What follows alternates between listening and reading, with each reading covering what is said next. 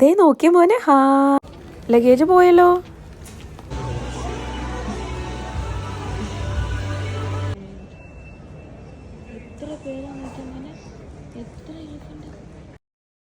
ഇന്നത്തെ വീഡിയോ വന്നിട്ട് ഞങ്ങൾ നാട്ടിൽ നിന്ന് അയർലൻഡിലേക്ക് തിരിച്ചു പോവുകയാണ്.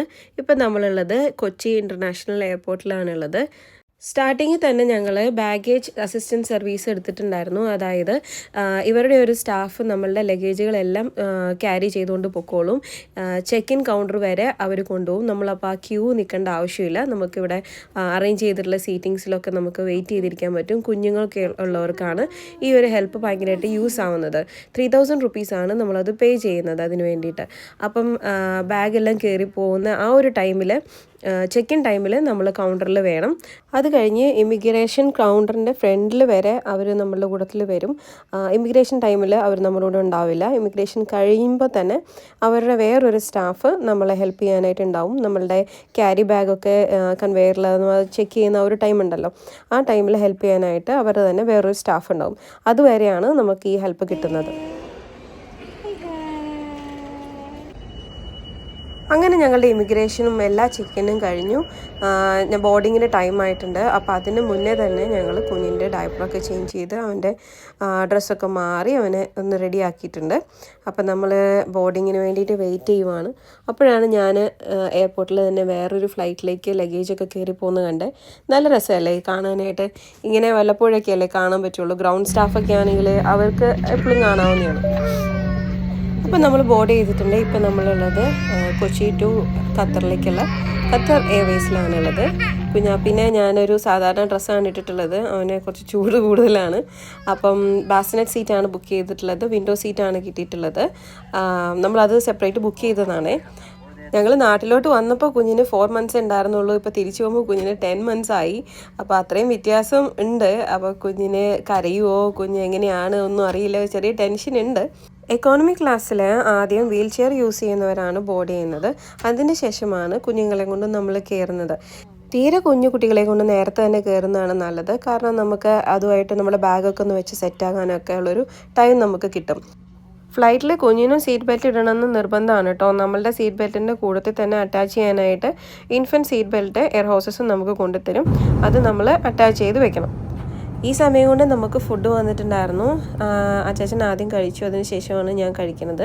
കാരണം എൻ്റെ കയ്യിൽ കുഞ്ഞിരിക്കുമായിരുന്നു. എന്തായാലും ടേക്ക് ഓഫിൻ്റെ ടൈമിൽ അവൻ കരഞ്ഞൊന്നുമില്ല കേട്ടോ. ഞാൻ ഫീഡ് ചെയ്തുകൊണ്ടേയിരുന്നു. കഴിഞ്ഞ തവണത്തെ പോലെ കരച്ചിലൊന്നും ഉണ്ടായിരുന്നില്ല. ദൈവമേ നന്ദി. ബാസിനെറ്റൊന്നും ഉപയോഗിച്ചില്ല. അല്ലാതെ തന്നെ അച്ചാച്ചൻ്റെ മേത്ത് കിടന്നവന് ഉറങ്ങിപ്പോയി. രണ്ടുപേരും നല്ല ഉറക്കത്തിലായി. ഇങ്ങനെ വിൻഡോ സൈഡ് ബാസിനെറ്റ് സീറ്റ് ബുക്ക് ചെയ്യുമ്പോഴത്തേനും ഒരു ഗുണമുണ്ട് കേട്ടോ. കാരണം നമുക്ക് ലെഗ് സ്പേസ് കിട്ടും. പിന്നെ 2 സീറ്റിലേ വരുന്നുള്ളൂ. അപ്പം നമുക്ക് നമ്മളുടേതായ ഒരു സ്പേസ് കിട്ടുന്ന പോലെയൊക്കെ നമുക്ക് തോന്നും കേട്ടോ. നല്ലൊരു ഉറക്കത്തിന് ശേഷം പപ്പയും മോനും ഇതേ എണീറ്റിട്ടുണ്ട് കേട്ടോ. ഹലോ,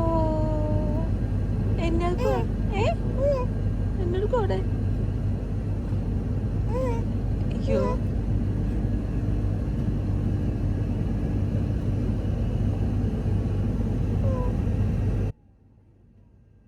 ഈ ഫ്രണ്ടിൽ കാണുന്ന ഈ ഒരു ബോക്സില്ലേ, ഇവിടെയാണ് ബാസിനെറ്റ് ഫിറ്റ് ചെയ്യുന്നത്. ഇവിടെ ഇങ്ങനെ ഓപ്പൺ ചെയ്തിട്ട് ഇതൊരു ടേബിൾ പോലെയാണ്. ഇതിങ്ങനെ നല്ല ഫ്ലാറ്റായിട്ട് ഇങ്ങനെ അവർക്ക് നിവർത്തി വെക്കാൻ പറ്റും. എന്നിട്ട് അതിൻ്റെ മുകളിലാണ് ബാസിനെറ്റ് കൊണ്ടുവന്നിട്ട് ഫിറ്റ് ചെയ്യുന്നത്. ബെൽറ്റൊക്കെ വെച്ചിട്ട് അവർ നന്നായിട്ട് ഫിറ്റ് ചെയ്ത് തരും. ഇതിപ്പോൾ കുഞ്ഞിനെ ഞങ്ങൾ കൈ പിടിച്ചതുകൊണ്ട് പിന്നെ അതിൻ്റെ ആവശ്യം വന്നില്ല. അവർ ഇടയ്ക്ക് ഒന്ന് ചോദിച്ചായിരുന്നു വേണമെന്ന്. അപ്പോൾ കുഞ്ഞ് ഉറക്കമായതുകൊണ്ട് ഞങ്ങൾ വേണ്ടാന്ന് പറഞ്ഞു. പിന്നെ അതിന് ഞങ്ങൾ മാറി മാറി പിടിക്കുകയാണ്. ഒരു രസം തോന്നി, അങ്ങനെ ഉപയോഗിച്ചില്ല. നമ്മൾ ചൂസ് ചെയ്യുന്ന ഫ്ലൈറ്റിൻ്റെ ടൈം അനുസരിച്ച് നമുക്ക് വിൻഡോ സീറ്റ് കിട്ടിയാൽ യൂസാണ് കേട്ടോ. കാരണം വെളിയിലേക്ക് നോക്കി പുറത്തെ എന്തെങ്കിലുമൊക്കെ കണ്ടുകൊണ്ടിരിക്കാമല്ലോ. ലാൻഡ് ചെയ്യേണ്ട ടൈമിൽ അങ്ങനെ കാണാം, പിന്നെ ടേക്ക് ഓഫിൻ്റെ ടൈമിൽ കാണാം. പിന്നെ ഇതുപോലെ നല്ല വെളിച്ചമൊക്കെ ഉള്ള സമയമാണെന്നുണ്ടെങ്കിൽ മേഘങ്ങളും പിന്നെ കുറച്ച് താന്നാണ് ഫ്ലൈ ചെയ്യുന്നതെങ്കിൽ താഴെയുള്ള സ്ഥലങ്ങളൊക്കെ ഒന്ന് കണ്ട് പോകാൻ പറ്റും. കുറച്ചൊരു ടൈം പാസ്. ഞങ്ങളിങ്ങനെ കുഞ്ഞിനെയും കളിപ്പിച്ച് വെളിയിലുള്ള കാഴ്ചയൊക്കെ കണ്ടിങ്ങനെ ഇരുന്നപ്പോഴാണ് ഒരു അനൗൺസ്മെൻറ്റ് വന്നത്. ഖത്തർ എത്താറായപ്പോഴേക്കും വെതർ മോശമായതുകൊണ്ട് നമുക്ക് ലാൻഡ് ചെയ്യാൻ പറ്റില്ല, നമ്മൾ അബുദാബിയിലേക്കാണ് പോകുന്നതെന്ന് പറഞ്ഞിട്ട്. അത് കേട്ടപ്പോൾ സങ്കടമായി കേട്ടോ. കാരണം എന്താ പറയുക, നമ്മൾ യാത്ര ഒന്ന് തുടങ്ങിയിട്ട് ഇടയ്ക്കുന്ന വേറെ എവിടേക്കെങ്കിലുമൊക്കെ പോവാം, യാത്രയുടെ ദൂരം കൂടുന്നു എന്നൊക്കെ കേൾക്കുമ്പോൾ നമുക്ക് വിഷമം ഉണ്ടാവുമല്ലോ. അത് തന്നെയല്ല, കുഞ്ഞിനെയും കൊണ്ട് പോവല്ലേ, എത്രയും പെട്ടെന്ന് നമ്മളവിടെ നിന്ന് എത്തുക എന്നല്ലേ നമ്മൾ ആഗ്രഹിക്കുന്നത്. വെതറിൽ എന്തെങ്കിലും പ്രശ്നം വന്നാൽ നമുക്ക് പ്രത്യേകിച്ച് ഒന്നും ചെയ്യാൻ പറ്റില്ലല്ലോ. അബുദാബിയിൽ ലാൻഡ് ചെയ്ത് കുറച്ച് നേരം കഴിഞ്ഞപ്പോഴത്തേനും അടുത്ത അനൗൺസ്മെൻറ്റ് വന്നു, നമ്മളെ ഇവിടെ ഇൻവൈറ്റ് ചെയ്യുന്നില്ല എന്നും പറഞ്ഞ്. വേറെ പ്രശ്നമൊന്നുമില്ല, നമ്മൾ ഫ്ലൈറ്റിൽ തന്നെ ഇരിക്കേണ്ടി വന്നു ഒരു 2 മണിക്കൂറോളം. കാരണം ഖത്തറിൽ വെതർ ശരിയായിട്ട് വേണമല്ലോ നമുക്ക് ഇവിടുന്ന് ഫ്ലൈ ചെയ്ത് അവിടെ പോയി ലാൻഡ് ചെയ്യാൻ. ഇതിൻ്റെ ഇടയ്ക്ക് നമുക്ക് റിഫ്രഷ്മെൻറ്റ്സ് ഒക്കെ അവർ തരുന്നുണ്ടായിരുന്നു കേട്ടോ. കോണും അതുപോലെ എന്താ പറയുന്നത്, കുറച്ച് ബിസ്ക്കറ്റ്സ് ഒക്കെ തന്നവർ ഞങ്ങളെ ആശ്വസിപ്പിക്കുന്നുണ്ടായിരുന്നു. ജ്യൂസൊക്കെ കൊണ്ട് തന്നതിൻ്റെ ഇടയിൽ. വിശപ്പൊക്കെ അടങ്ങി ഇങ്ങനെ റിലാക്സ് ചെയ്തിരുന്നോളാനാണ് അവർ ഉദ്ദേശിച്ചതെന്ന് തോന്നുന്നു. കുഞ്ഞിൻ്റെ ഫുഡിൻ്റെ കാര്യത്തിൽ എനിക്ക് പ്രത്യേകിച്ച് ടെൻഷനൊന്നും ഉണ്ടായിരുന്നില്ല. കാരണം അവന് എന്തൊക്കെയാണ് ഇഷ്ടമുള്ളതെന്ന് എനിക്ക് അറിയാവുന്നതുകൊണ്ട് അവൻ്റെ ഫുഡ് സെപ്പറേറ്റ് ആണ് ഞാൻ പാക്ക് ചെയ്തിട്ടുണ്ടായിരുന്നത്. അതിന് ഫ്ലൈറ്റിൽ റെസ്ട്രിക്ഷൻസ് ഒന്നും ഉണ്ടായിരുന്നില്ല. ഇപ്പോൾ നിങ്ങൾ ഈ കാണുന്ന ഇതുപോലത്തെ കുറച്ച് പാക്കറ്റ്സ് 2-3 ഞാൻ എടുത്തിട്ടുണ്ടായിരുന്നു. അതുപോലെ അവന് കുഞ്ഞു ബനാനാസ് ഇഷ്ടമാണ്, അത് എടുത്തിട്ടുണ്ടായിരുന്നു. അതൊക്കെ ഒരു ബോക്സിൽ, ചെറിയ ബോക്സിലാക്കി എടുത്താൽ മതി, അത് ചീത്തയാവത്തില്ല. പിന്നെ ഇൻസ്റ്റൻ്റായിട്ട് മിക്സ് ചെയ്ത് കൊടുക്കാൻ പറ്റുന്ന കുറുക്കിൻ്റെ പൊടികളൊക്കെ എടുത്തിട്ടുണ്ടായിരുന്നു. അതുകൊണ്ട് ഫുഡിൻ്റെ കാര്യത്തിൽ എനിക്ക് ടെൻഷൻ ഉണ്ടായിരുന്നില്ല. ഞാൻ മുമ്പേ പറഞ്ഞില്ലേ, ബെൽറ്റ് നമ്മൾ കുഞ്ഞിനെ മടിയിലിരുത്തുവാണെങ്കിൽ കുഞ്ഞിനും ബെൽറ്റ് ഇടണമെന്ന്. ഇപ്പം ഞാൻ കാണിക്കുന്നത് എൻ്റെ ബെൽറ്റിൻ്റെ കൂട്ടത്തിൽ അറ്റാച്ച് ചെയ്യുന്ന മറ്റൊരു ബെൽറ്റാണ്. അതാണ് രണ്ടാമത്തെ ബെൽറ്റാണ്, കുഞ്ഞിൻ്റെ ബെൽറ്റ്. അപ്പം നമ്മൾ എന്താ ചെയ്യണമെന്ന് വെച്ചിട്ടുണ്ടെങ്കിൽ, നമ്മളുടെ ബെൽറ്റ് ആദ്യം ഓപ്പൺ ചെയ്തിട്ട് ഇതുപോലെ ഒരു ലൂപ്പുണ്ട്, ആ ലൂപ്പിൻ്റെ അകത്തു കൂടെ ഇങ്ങനെ കയറ്റിയിട്ട് ബക്കിൾ ചെയ്യണം. അത്രയേ ഉള്ളൂ. ഞാനിപ്പം ബക്കിൾ ചെയ്ത് കാണിക്കാം. ഇപ്പം എൻ്റെ ബെൽറ്റ് സെറ്റായിട്ടുണ്ട്. അത് കഴിഞ്ഞിട്ട് നമ്മൾ കുഞ്ഞിനെ മടിയിലിരുത്തിയിട്ട് നമ്മൾ ബെൽറ്റ് ഇടുന്ന പോലെ തന്നെ അവനും അവൻ്റെ വേസ്റ്റിൽ ഇങ്ങനെ ഈ ഒരു ബെൽറ്റ് അറ്റാച്ച് ചെയ്ത് കൊടുക്കുക. അത്രയേ ഉള്ളൂ. ഫ്ലൈറ്റിൽ നിന്ന് അവർ പിന്നെ സെർലാക്കിൻ്റെ പാക്കറ്റ്സൊക്കെ കൊടുത്തിട്ടുണ്ടായിരുന്നു കുഞ്ഞിന് കഴിക്കാൻ വേണ്ടിയിട്ട്. അത് ഞാൻ എടുത്തില്ല, അല്ലാതെ തന്നെ നമ്മുടെ കയ്യിലുണ്ടായിരുന്നു. എന്തായാലും നമ്മളിപ്പോൾ ഖത്തറിൽ ലാൻഡ് ചെയ്തിട്ടുണ്ട്. ബാക്കി ഇനി നമുക്ക് നോക്കാം.